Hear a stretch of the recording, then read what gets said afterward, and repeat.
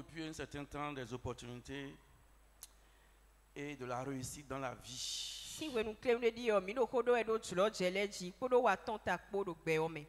Nous avons entendu dire que l'opportunité, c'est quoi? C'est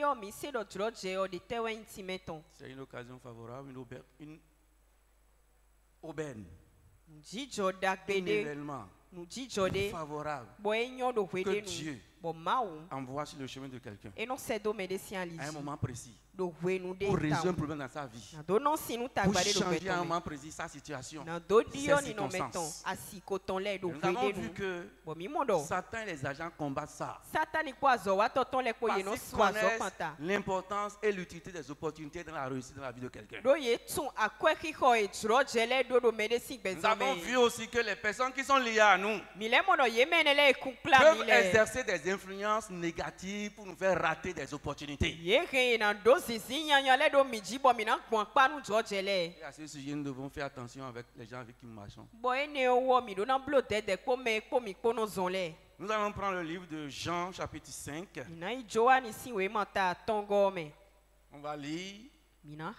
Non, je suis d'accord, je refuse. Il me dit que j'ai 15 minutes, je refuse. C'est maintenant que je commence. Jean chapitre 5,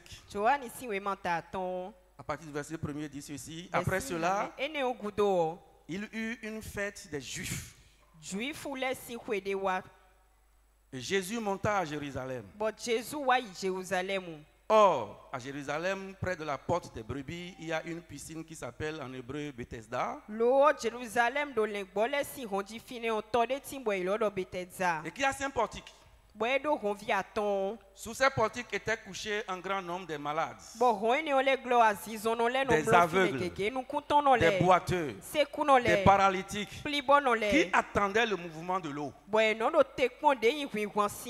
Car un ange descendait de temps en temps dans la piscine et agitait l'eau. Et celui qui descendait, le premier, après que l'eau avait été agitée, était guéri, quelle que fût sa maladie. De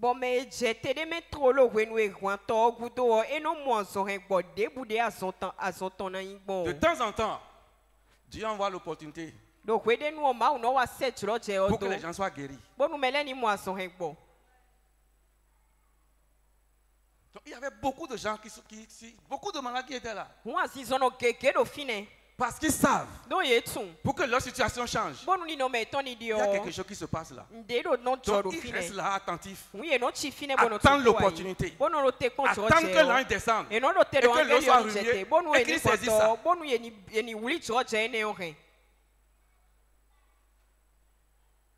Et la Bible nous dit, là se trouvait un homme malade depuis 38 ans.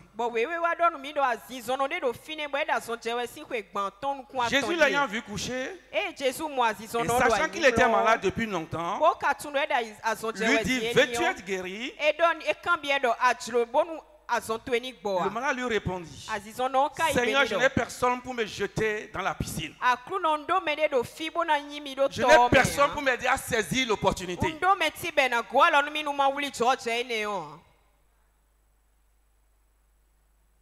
C'est pourquoi je suis là depuis 38 ans. Si j'avais trouvé des gens pour m'aider, si moi-même j'avais trouvé la capacité pour saisir l'opportunité, je ne serais plus là. Ma situation aurait déjà changé. L'opportunité qui doit changer sa vie vient sous lui, sur ses yeux comme ça, il voit. Mais il ne peut pas saisir ça pendant 38 ans.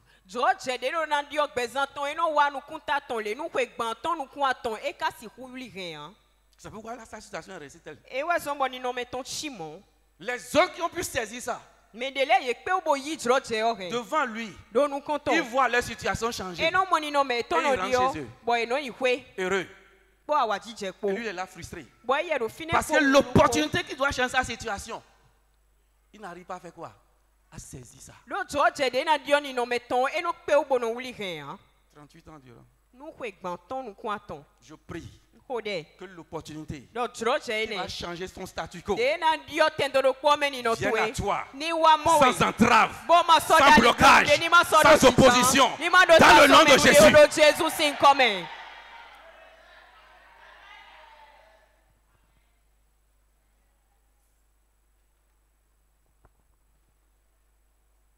Lève-toi, dit Jésus. Prends ton lit et marche. C'est l'opportunité des opportunités. L'opportunité qui va rassembler pour toi les autres opportunités que tu as ratées. Je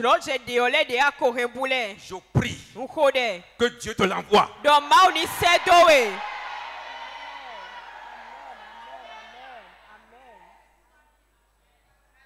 Et quiconque voudra se lever comme ça, que la personne soit débrayée de son chemin.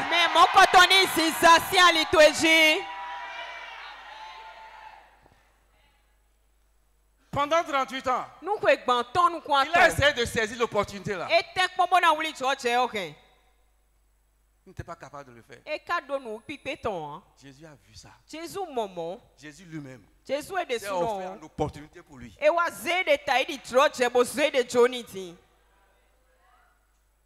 Toi qui on parle de Jésus, tu rejettes. Tu es en train de rejeter l'opportunité qui va changer ta vie.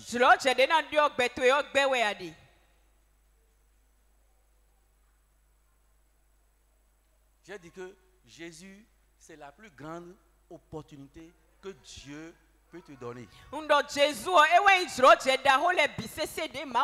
La Bible dit, nous avons tout pleinement en lui. Si tu as Jésus là, tu as tout pleinement en lui.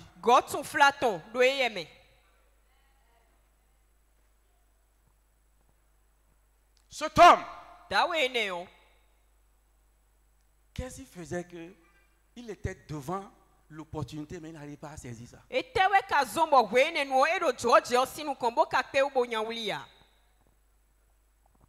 Paralysé. La paralysie là, en elle mettait une maladie déjà. Mais cette maladie lui enlève encore toute capacité, tout pouvoir de saisir les opportunités qui vont l'amener à sortir de ça. Il faut comprendre. Parfois, Satan t'envoie la situation. Et toutes les opportunités qui vont te faire de sortir, il bloque ça encore.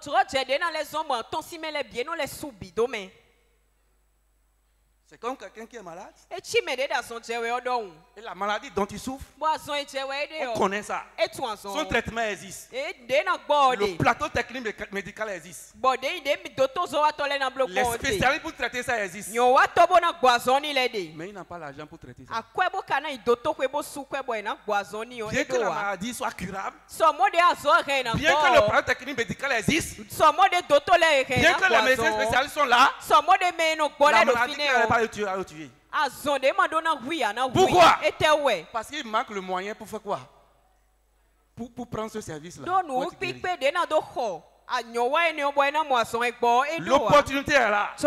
Les médecins sont là. Le plateau technique est là. Les médicaments pour traiter sont là. Mais il n'a pas les moyens. Satan lui enlève encore les moyens pour qu'il puisse se traiter.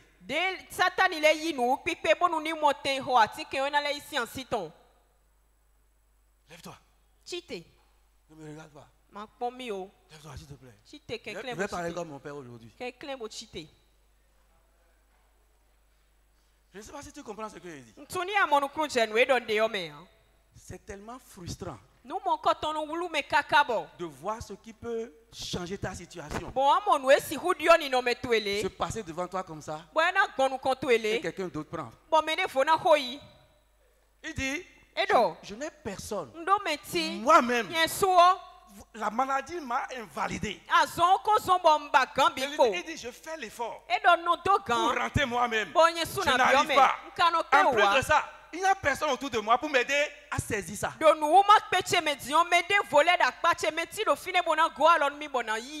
Soit même tu ne t'en sors pas. Il n'y a personne pour t'aider. Pour que tu sortes de ça. Satan t'a bloqué de tous les côtés. C'est ça qu'on appelle blocage de tous les côtés. Tu vas dire tout ce qui me poursuit et qui insiste que ça ne changera pas pour moi. Ce matin, qu'il soit détruit. Sans pitié. Tout ce qui est derrière moi et qui dit ça ne va pas changer pour moi. Qui met en place tous les moyens pour que ça ne change pas. Qu'il soit détruit. Est-ce que tu peux crier à Dieu?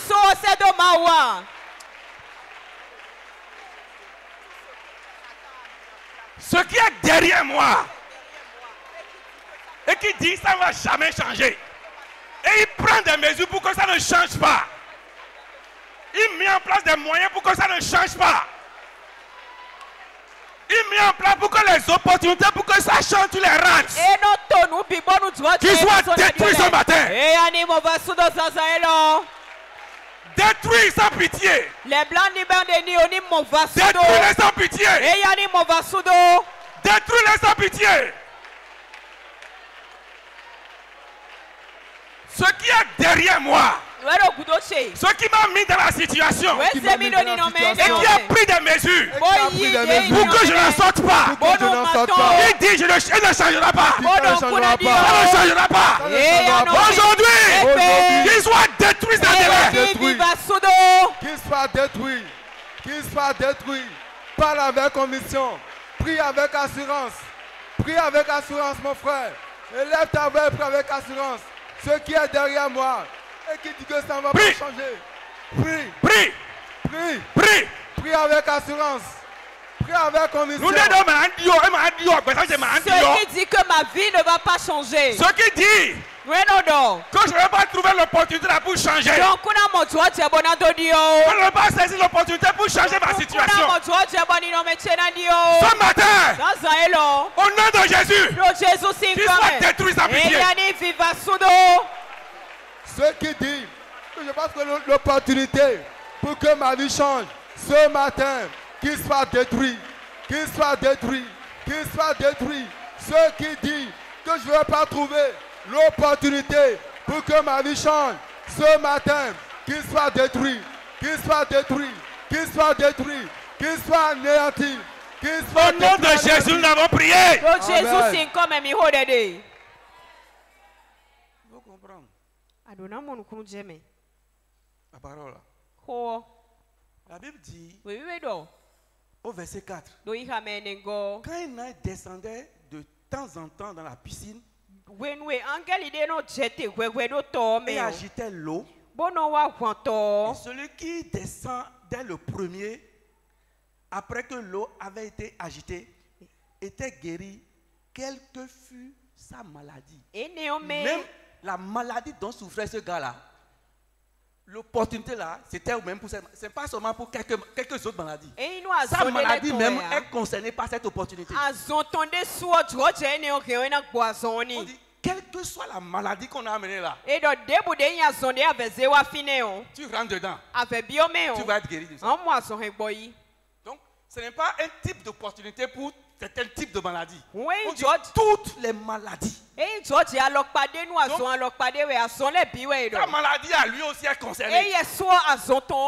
Mais il n'arrive jamais à saisir l'opportunité. Il est resté dedans pendant 38 ans. Jésus a fait grâce. Jésus même est venu s'offrir à lui en opportunité. Il a dit à Jésus, moi quand je lis là, ça me touche. Il dit, quand je fais l'effort, d'abord la question que je me suis posée, paralysé, qui l'a amené là? Et ceux qui l'ont amené là, ils sont où? Quand Satan veut te finir avec toi, il est loin de toi, même les gens qui peuvent t'offrir des opportunités. Les gens qui peuvent t'aider à sortir de la situation, il les éloigne de toi. faut comprendre. Qui sont ceux qui nous ont amenés là? Ceux qui nous ont amenés là, non? Parce que si c'est lui-même qui a fait l'effort de quitter sa maison, venir là, il doit encore pouvoir être capable de rentrer.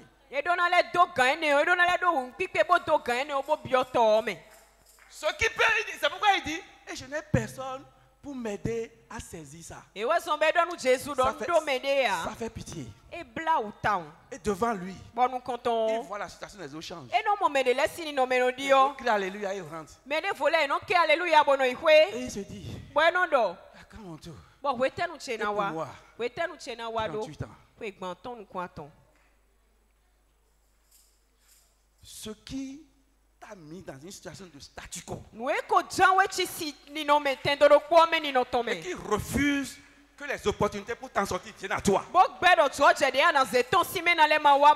Tu vas prier en plein jour que la foudre divine le frappe. C'est lui qui t'a mis dedans. Et il bloque toutes les opportunités pour que tu puisses être dedans. Ce qui a fait ça, en plein jour, que la foudre divine le frappe et tu sois libéré. Crie.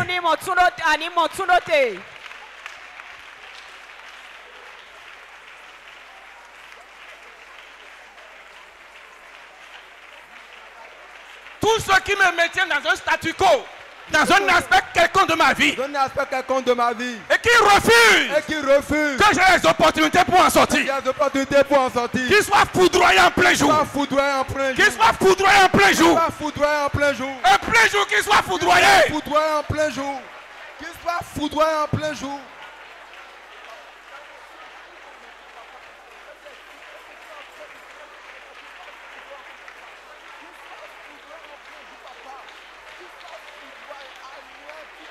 Tout ce qui m'a mis dans une situation de statu quo, dans un aspect quelconque de ma vie, et qui refuse même que j'ai les opportunités pour en sortir, qui refuse que les opportunités qui vont m'aider à sortir viennent à moi, en plein jour, qu'ils soient foudroyés, qu'ils soient foudroyés.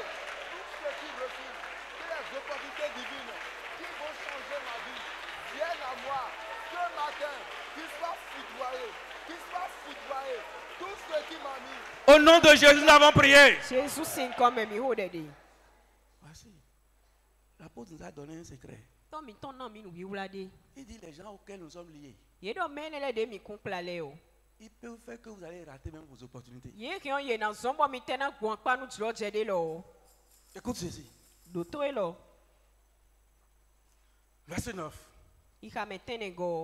Aussitôt cet homme fut guéri. Je prie que ce que ta capacité n'a pas pu faire pour toi, ce que les hommes n'ont pas pu faire pour toi, que Jésus lui-même en personne se lève pour te le faire au nom de Jésus.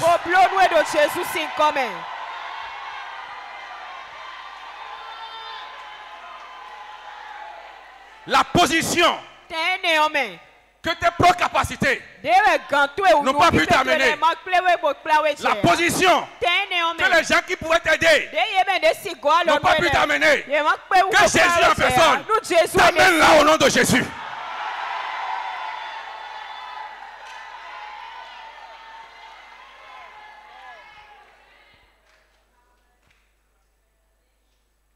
Frère, écoutez. Quand vous avez des gens qui sont en mesure de vous aider, et vous savez que celui-là peut m'aider, il est en position de m'aider, il a les moyens de m'aider, il ne te regarde même pas, ça fait encore mal. Et tu te dis, mais ils n'ont pas m'aider voler. Mais qu'est-ce que je lui ai fait? Non, c'est l'esprit là qui veut que tu es dans cette situation-là, qui a détourné son cœur de toi, pour qu'il ne soit pas l'opportunité pour toi.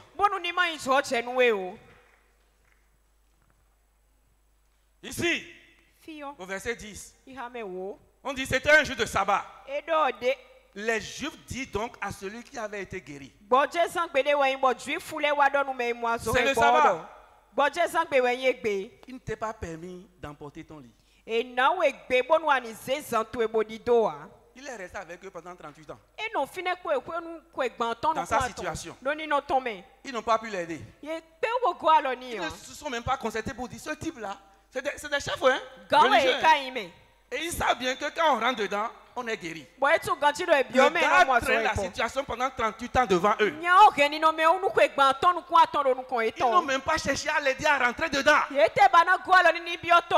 Quelqu'un d'autre vient faire. Il dit, tu vois que c'est sabbat aujourd'hui. Ça, c'est le cœur des religieux. Au lieu de se réjouir, pour dire gloire à Dieu, cette situation que tu as traînée pendant 38 ans, nous n'avons pas pu t'aider. Quelqu'un vient t'aider. Où est la personne? On va remercier la personne. Tu as oublié que c'est ça. Il est avec toi. Tu es dans la situation, il te regarde. Le jour où l'opportunité vient, il dit, mais comment tu as fait? Oh, mon son dernier. Tu as déjà trouvé un gars qui t'a aidé. Très bien. Il faut redire.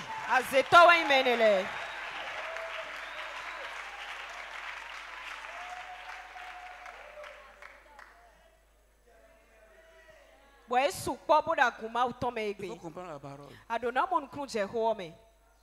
Sous leurs yeux, il est resté pendant 38 ans dans la souffrance. Jésus vient en personne. Et il dit à Jésus. C'est quoi ça? Pourquoi? Un sorcier. Donc, situation type là, donc, 38 ans dans la souffrance. Vous voyez le cœur des religieux.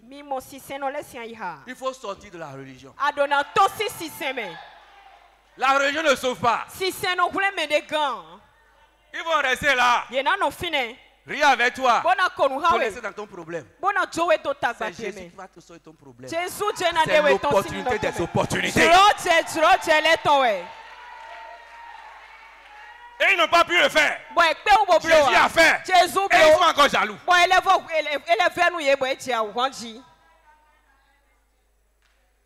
C'est le cœur des gens qui n'ont pas Christ. Quand Dieu va faire, ils vont trouver quelque chose à dire. Elle a commencé à vendre de la poudre. Parce qu'ils savent que tu n'avais rien, tu es pauvre. Et Jésus a fait, tu as commencé à sortir billet. C'est celui qui a trouvé un réseau. Un ministère qui était là petit. Un jour, Dieu donne l'opportunité pour qu'il grandisse. Ils vont dire l'homme de Dieu, il a acheté quelque chose. On va s'arrêter là. Je n'ai pas fini. Le frère Fabrice me regarde beaucoup.